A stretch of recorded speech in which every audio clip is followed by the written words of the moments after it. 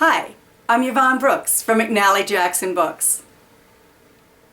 Today we're going to read Yayoi Kusama, From Here to Infinity, written by Sarah Suzuki and illustrated by Ellen Weinstein. And this is published by the Museum of Modern Art. Yayoi Kusama was born in the country of Japan, on the island of Honshu, in a town called Matsumoto City. An old palace made of wood and stone overlooked a moat where swans swam. The streets were lined with little shops, and snow-capped mountains rose in the distance, swallowing up the sun as it went down in the evening. Yayoi's family owned nurseries where all kinds of flowers and vegetables grew, and workers tended the plants as they matured from seeds to sprouts to stalks. But Yayoi yearned for a different life. Far from the countryside, she dreamed about what lay beyond the mountains, in places far from Matsumoto City. She longed to leave home and see the world.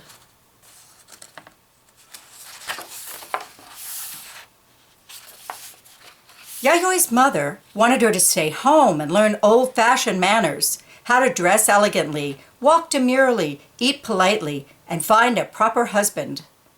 But Yayoi wanted to be an artist. Every day she went outside with ink and brushes and paper. She drew things she saw and things she imagined.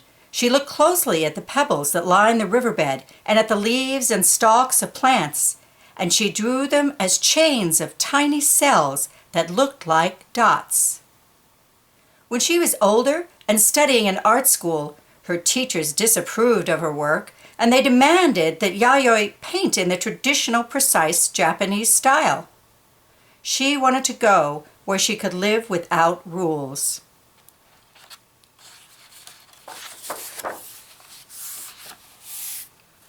When she was 28 years old, she packed up her silk kimonos and thousands of drawings and stuffed dollar bills into the toes of her shoes. It was her first airplane trip. There were only 4 other passengers, and the weather was stormy with rain and lightning. The airplane wobbled and dipped as it flew to America.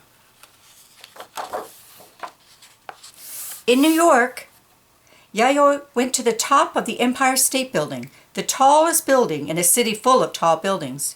When she looked down, she saw buses and cars and yellow taxis zooming up and down the avenues, and bankers and teachers and artists rushing to work.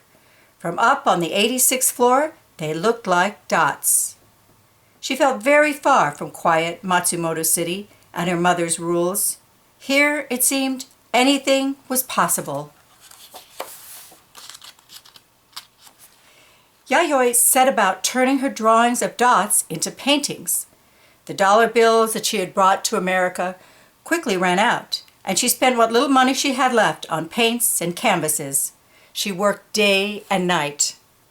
She painted when she was cold. She painted when she was hungry. She painted when she was lonely. And she turned her dots into sculptures, too, into soft stuffed tubes that covered sofas and chairs and boats. And this is one of her chairs.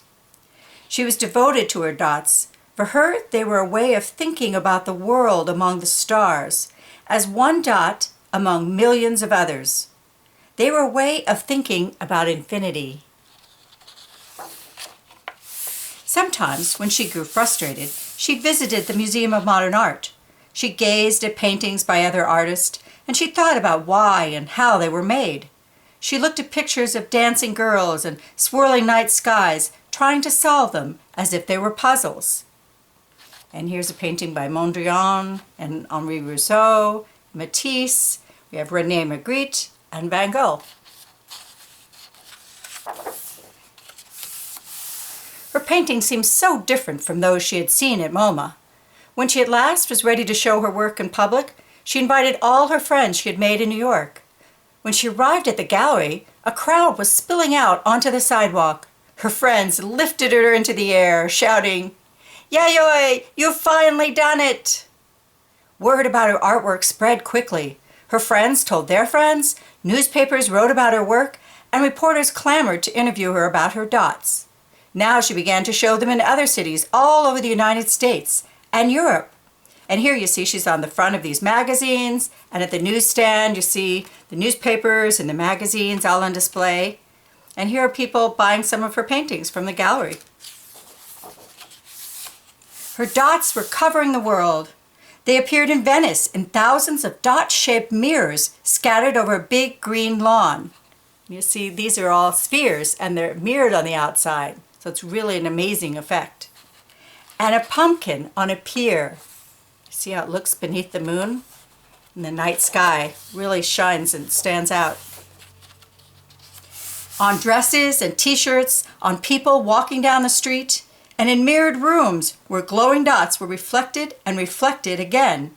An infinity of dots. And here you see there's dots on the lady's pearls in the window. You see that? And you see the Dalmatian, and you see all the flowers. And there's a model of Kusama in the window wearing her dress, and there's a cap and trees. And this is, she's inside one of her infinity rooms. And you can see how she's reflected over and over again because there's mirrors all inside the room. Having visited many countries all over the world, Yayoi returned to Japan. The country had changed since she left, with many different artists challenging the old traditional style, as Yayoi had been doing all along. And here she's painting, and you see the red dog with the white dots. She still lives in Japan, and she continues to paint her dots every day. And here's one of her works, Infinity Nets, Untitled, 1952, Flower, 1953, and then in 1953 1953 and in 1963 she revised it.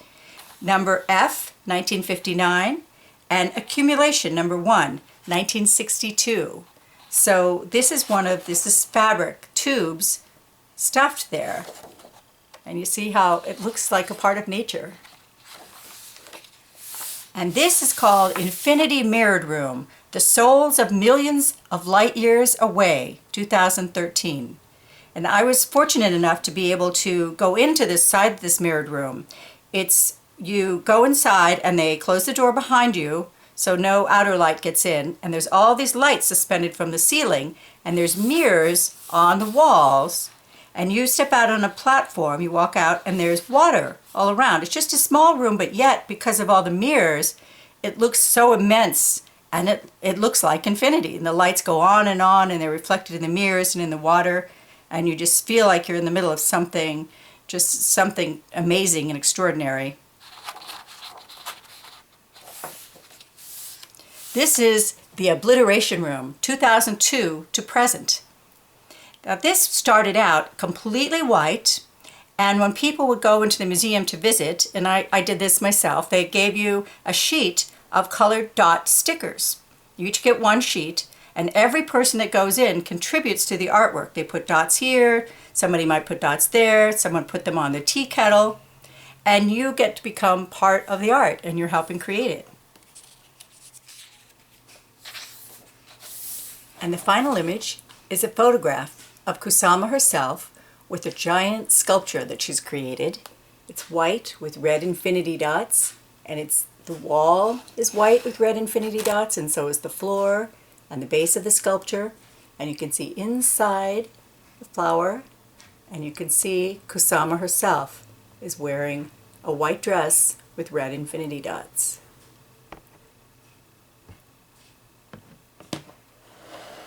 The end.